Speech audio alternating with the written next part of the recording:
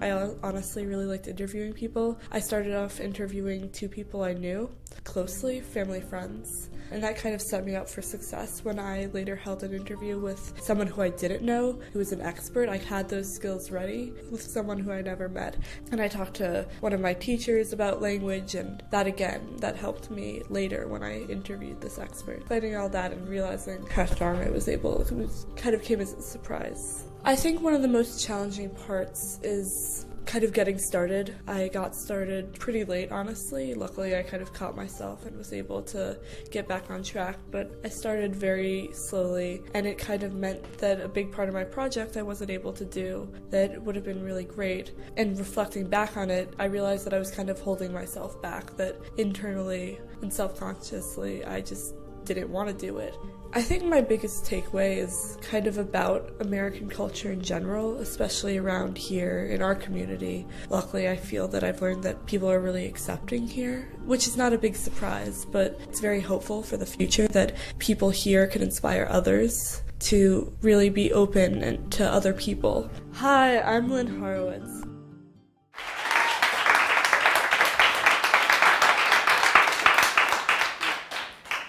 New? It means, well, what's up in Yiddish, and that along with genug, which means enough, and the multitude of oives and spiels and noshes. That's my family's Yiddish. Those are the words we use every day. But we don't really speak fluently. Several generations ago, my family, both in Europe and America, spoke Yiddish fluently. It was our primary language. And the story of my family's Yiddish reflects that of many other Jewish immigrants in America. Before the Holocaust, it's estimated that 11 million people worldwide spoke Yiddish. Afterwards, and today, it's estimated that only 1.5 million people speak Yiddish. 85% of the Jewish people who died in the Holocaust spoke Yiddish. And it's honestly heartbreaking to me, because it still plays such a huge part of my identity and my culture. And for my 20% project, I wanted to see how my story of my culture and my identity reflected my friends and those around me. And it was a hard time kind of figuring out how I would do this at first. So I sent out a survey to the school, asking what language you spoke, do your family members speak a language other than English, and as well as questions as, what does language mean to you? And I got multitudes of answers. Our school, more than 15 different languages are spoken, and the answers to what does language mean to you ranges from nothing to identity, culture, just like me. But I wanted to go further than that. So I held this workshop here at school for both teachers and students, and we discussed even further what language means to us. And we shared stories about language in America and experiences that we've had interacting with different languages.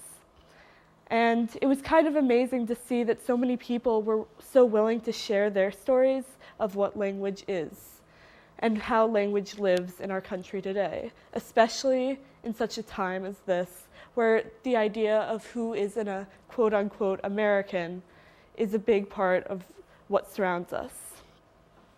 But that's not how I quite envisioned my project at the beginning. I thought I would definitely hold a workshop here at school, but I also wanted to do one at my town maybe, and it was suggested that I do that.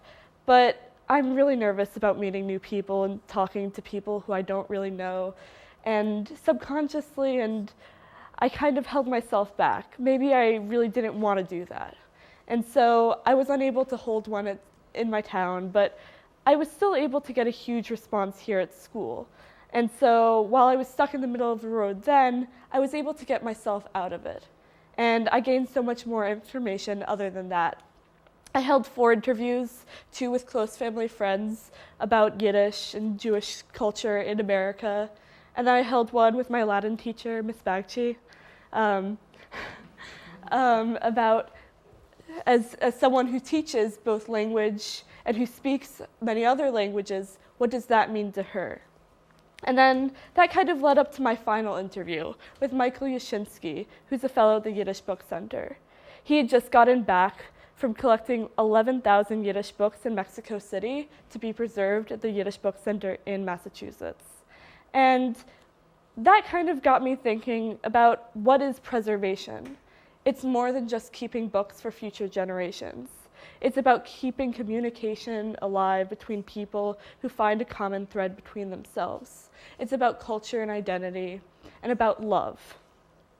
And through this entire project, I realized that while there's so much rhetoric and different people sharing stories that sadden us all, there's also hope that maybe one day we won't have to talk about the preservation of language or think about languages that have long been gone. So I was left with feeling happy, and it took a lot of hard work to get there, but it definitely a seed of hope, and I hope that you feel the same way. And I'll close out with a quick Yiddish proverb, if I can find it. Marbe devorem, marbe shus, vos vinsker meret goes inter is. A lot of words, a lot of foolishness. The less you talk, the healthier.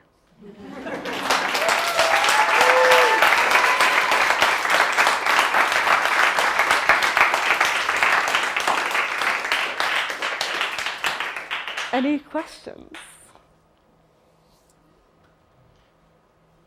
I can't really see, but yeah. Where is the most Yiddish spoken now? It's really split between both Israel and Brooklyn, actually. If you look at a map of New York City, the most common language spoken after English in one neighborhood of Brooklyn, and I think it's Borough Park, is Yiddish. And then in two others, it's the most common spoken language after English and Spanish.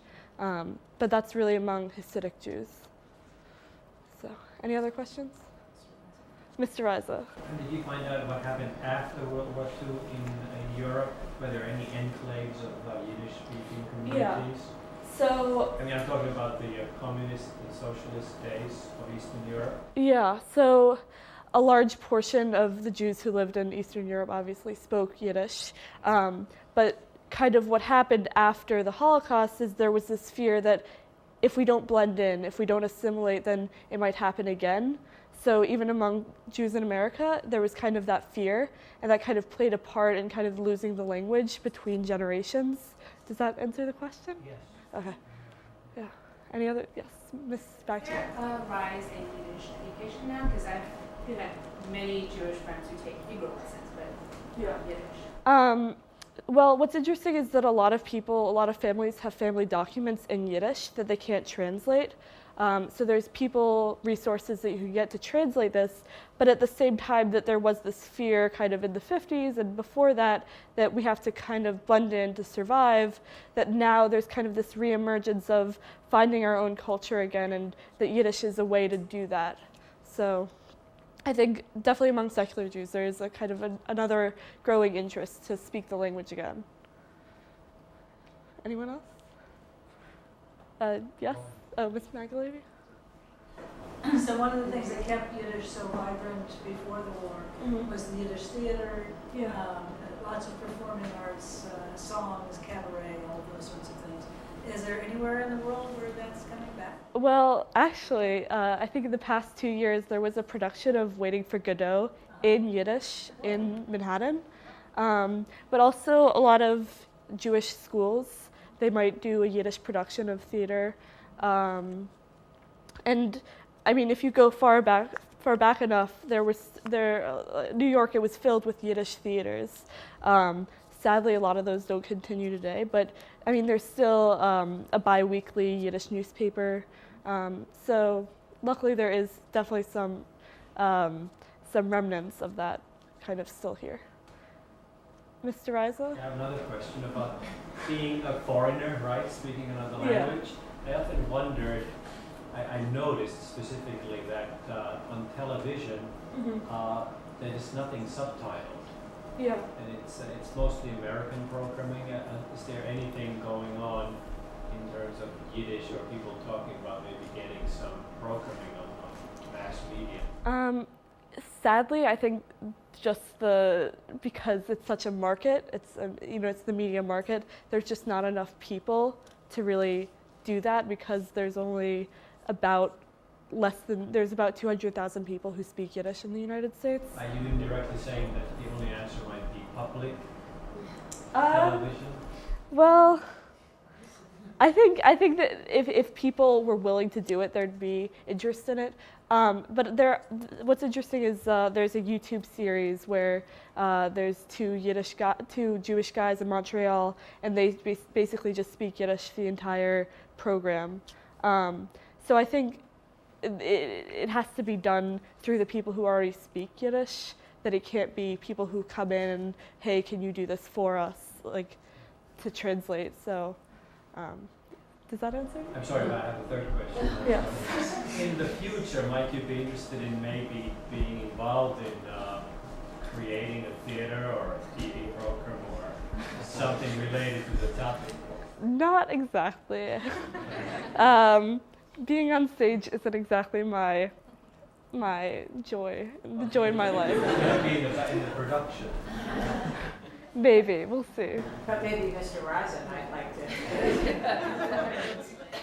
Any other questions? Yes, Karina. Do you think that in the future you will have a workshop in your town? I think that's another we'll see.